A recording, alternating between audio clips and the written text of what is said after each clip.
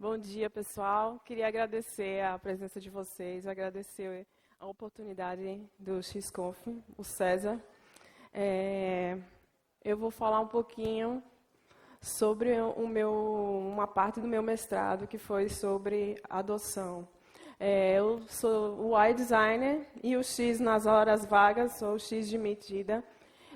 Trabalho no César, como outros amigos meus que já falaram aqui e também estão presentes aqui na plateia. Também trabalho no César School, que é o nosso braço acadêmico. E sou mãe adotiva, certo? E o fato de ser mãe adotiva foi o que motivou essa minha pesquisa. Uma gestação biológica, ela dura em média 9 meses, certo? E uma gestação adotiva, demora quanto tempo? Alguém sabe? Ela pode ir de 1 a 6 anos, mais ou menos, certo? Por que que isso acontece? Eu vou explicar um pouquinho falando sobre o processo de adoção. Como é que funciona? As pessoas que desejam adotar, elas precisam fazer parte desse cadastro, que é o Cadastro Nacional de Adoção, CNA. E como é que funciona esse cadastro? Esse cadastro é basicamente um sistema onde, de um lado, a gente tem os dados dos pretendentes e os dados do perfil das crianças que esses pretendentes desejam adotar. E, do outro lado, temos os dados das crianças que estão abrigadas e que estão disponíveis para adoção. Quando existe um match desse perfil da criança disponível com o perfil desejado pelo pretendente, o sistema faz esse encontro e encaminha para os profissionais das varas da infância e juventude essa informação e eles, então, dão continuidade ao processo. Isso, grosso modo, sabe? Tem muito mais detalhe, muito mais coisa que não cabe aqui eu falar. Para fazer parte do CNA, o que precisa? Tem alguns passos importantes. Precisa levar a documentação para a vara da infância e juventude da sua cidade, junto com o cadastro e junto com a definição do perfil da criança que deseja ser adotada, que se deseja adotar.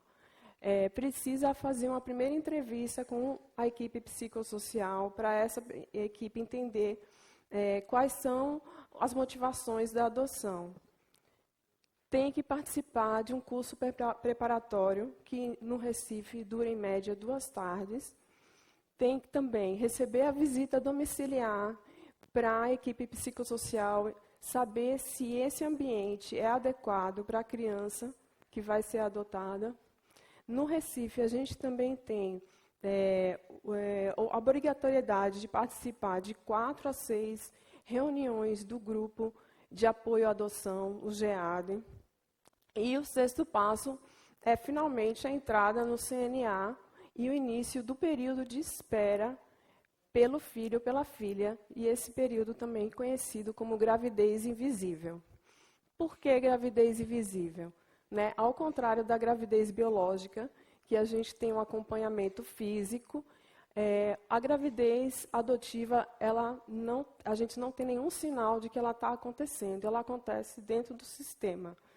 Você fica alheio a todo o processo que está acontecendo. É muita coisa, tudo isso, todos esses passos. Será que precisa? Tanta burocracia? Precisa. Precisa sim. Por quê? Todos esses passos, eles visam garantir o sucesso da adoção.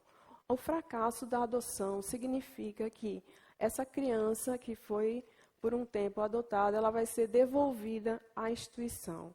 E no Brasil, a gente tem, em média, a cada 45 dias, 2 crianças são devolvidas para as instituições de acolhimento.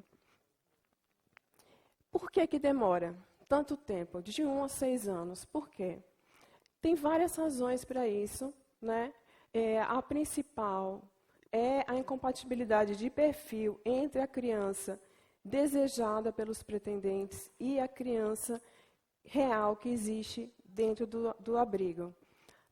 A maioria, até hoje, sim, apesar de disso estar mudando gradativamente, está tendo uma conscientização maior dos pretendentes, mas a maioria das crianças desejadas, elas são bebês ou crianças de até 3 anos, brancas, do sexo feminino, sem irmãos e sem históricos de doença, enquanto que a realidade dos abrigos é justamente assim, crianças mais velhas de 6 anos.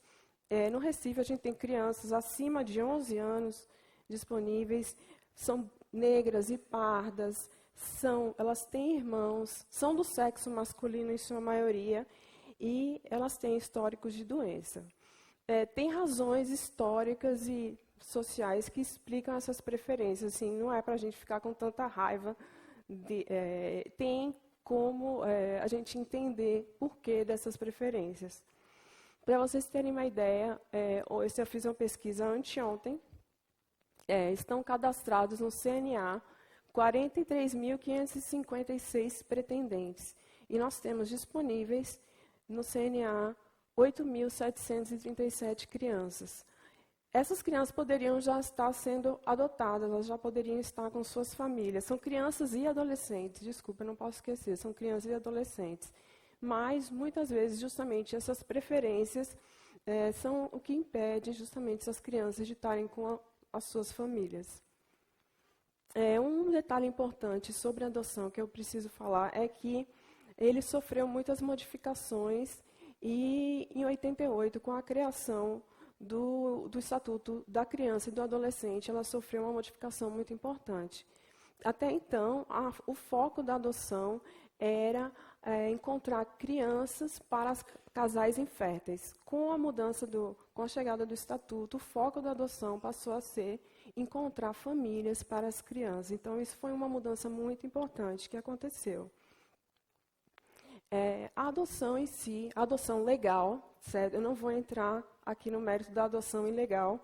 A adoção legal, ela é um sistema que existem vários atores que fazem parte dele. Então, nós temos os pretendentes, nós temos as crianças, adolescentes, temos os pais biológicos e temos os profissionais também que fazem parte desse processo.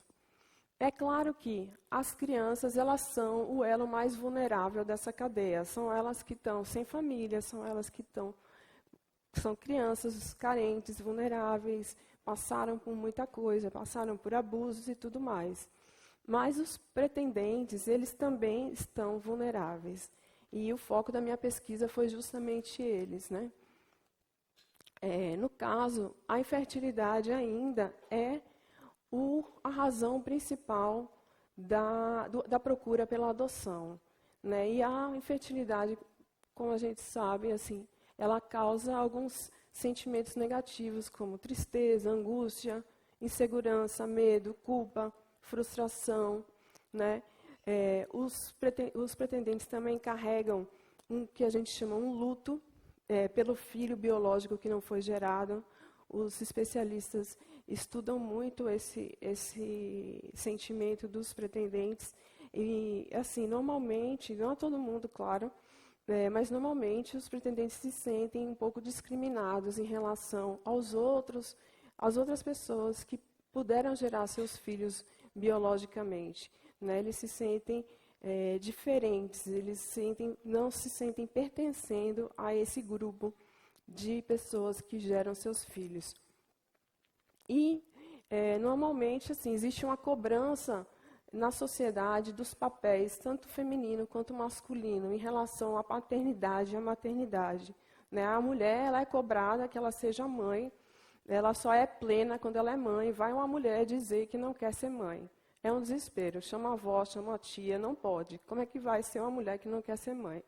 O homem, por outro lado, ele tem na gravidez feminina a comprovação da sua virilidade, da sua masculinidade. Isso tudo são os especialistas que levantaram em suas pesquisas.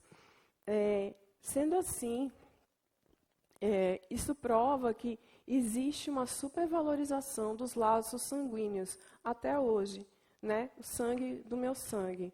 E lembrando também que os pretendentes, muitas vezes, quando eles chegam a um processo de adoção, eles já passaram por tratamentos, por tentativas de gravidez que não foram bem-sucedidas. Isso também gera um desgaste emocional muito grande. Então, a gente chega a esse perfil do pretendente que é um perfil que está com uma carga emocional muito pesada, carregado de culpa, de medo, de insegurança, né? E pensando como, já que eles estão nessa situação e já que vai demorar bastante tempo, de 1 ano a 6 anos, pela minha pesquisa foi isso, como é que a gente pode melhorar esse período de espera desses pretendentes, né? Então, essa foi a minha pesquisa. Eu coletei dados culturais, né, através de 3 formas, através de bibliografia, que foi da onde eu tirei esses dados anteriores, fiz uma etnografia digital num grupo do WhatsApp e fiz entrevistas semi-estruturadas. Nas entrevistas, eu procurei saber qual era a motivação para a adoção, qual a relação com o processo de adoção, qual a relação com os profissionais da vara da infância e da juventude e a relação com os grupos de apoio à adoção. A entrevista foram com 9 pessoas, 6 mulheres e 3 homens, e o tempo de CNA deles variava de 2 meses a 6 anos. A partir da análise dos dados, eu cheguei a essas 4 categorias: desejo, expectativa, frustração e esperança. O desejo tratando da motivação para a adoção, do perfil desejado, a expectativa da preparação para a adoção, percepção do processo e do tempo de espera, medos e ansiedades. E a frustração eram dificuldades e críticas em relação ao processo e aos profissionais envolvidos. E a esperança, que justamente tratava das sugestões de melhoria e do relacionamento com os grupos de apoio. Os achados foram simples, né? Realmente a infertilidade era a motivação principal, né? Embora alguns pretendentes já pensassem na adoção como uma possibilidade, né? Mas foi justamente a notícia da infertilidade que deu o start pela procura pela adoção. Outro dado também foi realmente a ansiedade é muito grande, ela faz parte desse processo e ela varia de acordo com o tempo de espera. Quanto mais tempo no CNA, mais ansiedade a pessoa sentia. As pessoas que tinham acabado de entrar ou estavam até mais ou menos 1 ano, elas estavam mais tranquilas, elas sabiam que ia demorar um pouco, mas a partir de 1 ano começa logo essa ansiedade a bater, a chegar Natal, Dia das Mães, Dia dos Pais, e não ter filhos, isso vai gerando uma ansiedade maior. A dependência de terceiros. Pretendentes, eles dependem muito dos profissionais da vara para ter acesso às suas informações ou para fazer qualquer alteração nos seus dados dentro do cadastro. Para fazer uma mudança simples de telefone e endereço, tem que fazer uma petição para o juiz autorizar, e só então essa mudança é feita por um profissional lá da vara. Então, assim, é uma dependência que causa uma insegurança em relação ao processo e a falta de confiança também, né, gerando muitas fantasias. Será que o meu cadastro ainda está atualizado? Será que a informação foi atualizada? Esse tipo de coisa.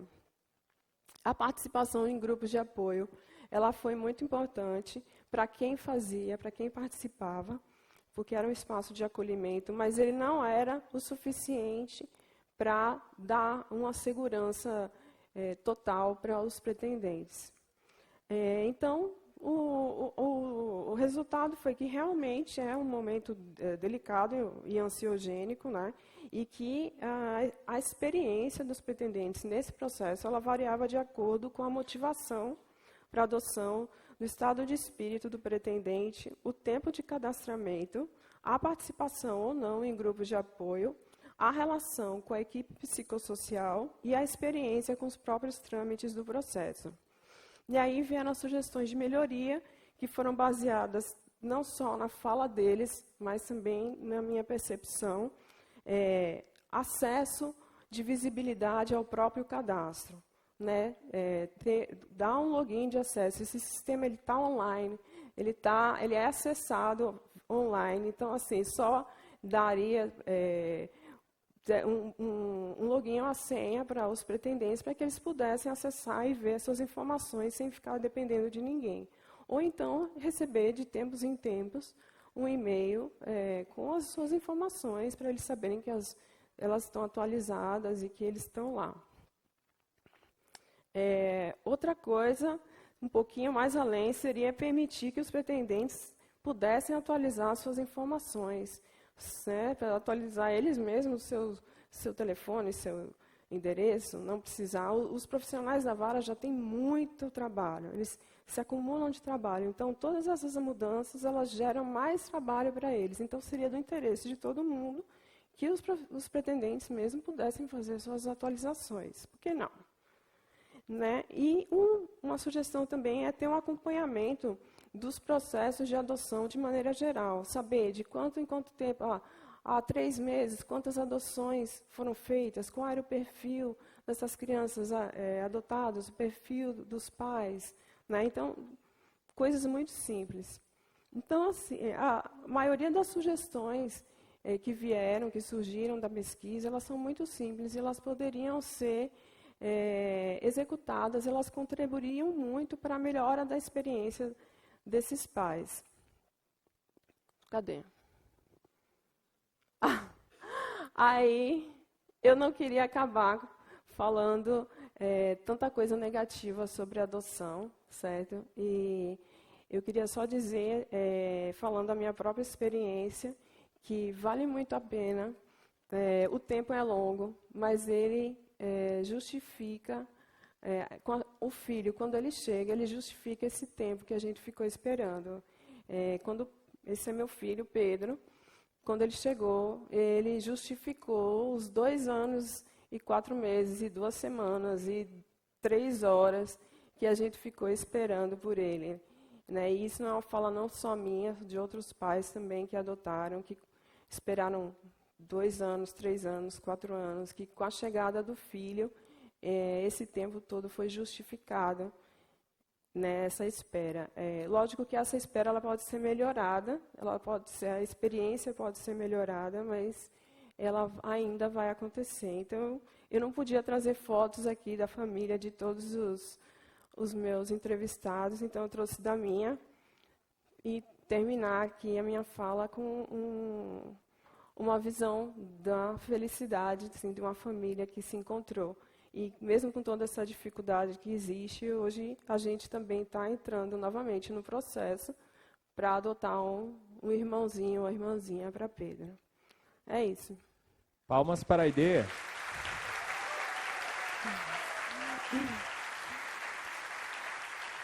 Obrigado, Aide. Pode começar os tempos das perguntas, por favor. Eu vou fazer uma primeira pergunta aqui. Fala. Quebrando um pouco do protocolo. Como que tu te sente falando sobre esse tema para as pessoas? Um tema que tem uma questão, acho que bem pessoal para ti, assim, e pelo que tu me falou, a primeira vez que tu fala disso em público também, para esse, enfim, um público bem grande, assim. Então, como é que tu te sente falando isso para essa pessoa? Na verdade, é a primeira vez que falo em público, de maneira geral. E, na verdade, foi essa a minha motivação de vir falar, foi poder falar de adoção num espaço que não é o tradicional, né, de se falar de adoção. Quando eu comecei essa pesquisa, tinha muitos questionamentos das pessoas que eu entrevistava e dos profissionais de adoção, que eles são basicamente da área de psicologia, direito, assistência social. Eles falam assim, design? Como é que você vai... O que o design tem a ver com isso? Né? E eu falei assim, não, o design pode contribuir sim para esse processo. A gente pode encontrar trazer um outro olhar para esse processo, encontrar outras formas de melhorar essa experiência. Então, assim, é uma honra para mim poder falar disso. Beleza. Alguém tem mais alguma pergunta? Eu. Oi, Aide. Parabéns pela palestra, foi incrível. Eu sei que você é mais focada em UI.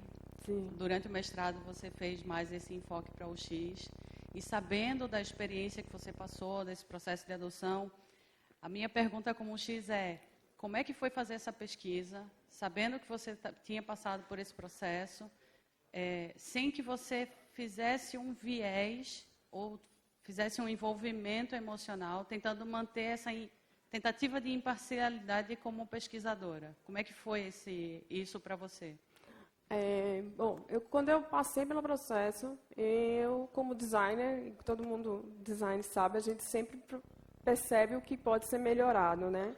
Era uma coisa que eu conversava muito com o Mabuse, meu marido, quem a gente conhece também é designer, e a gente falava, não pode melhorar isso, né? Não precisa ser dessa forma.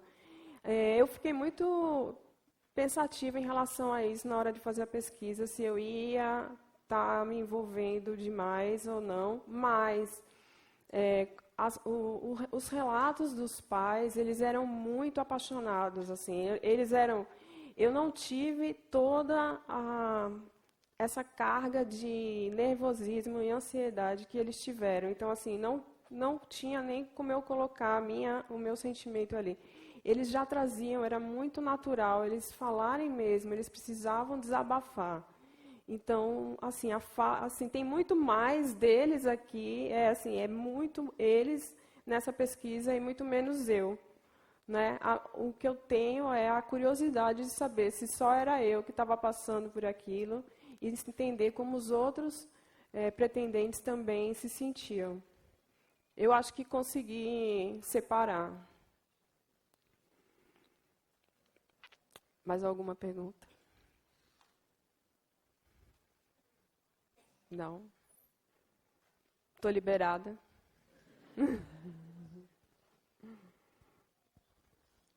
Temos ou não temos?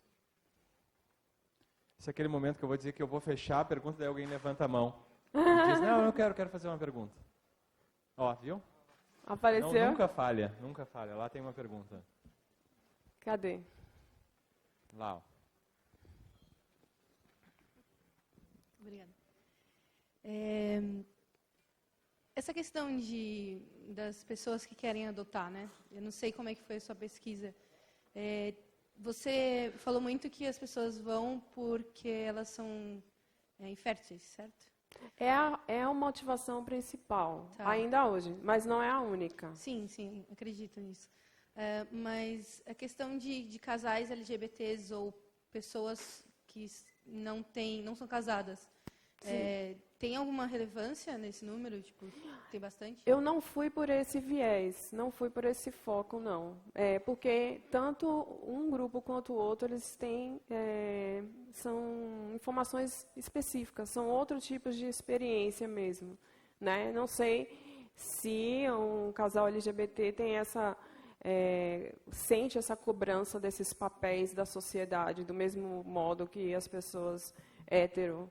Né? Então, realmente eu não fui por esse lado, mas eu tenho muito interesse. E tem muita coisa na bibliografia falando sobre isso. Tem muito livro, tem muito paper, tem muita dissertação falando sobre esse lado.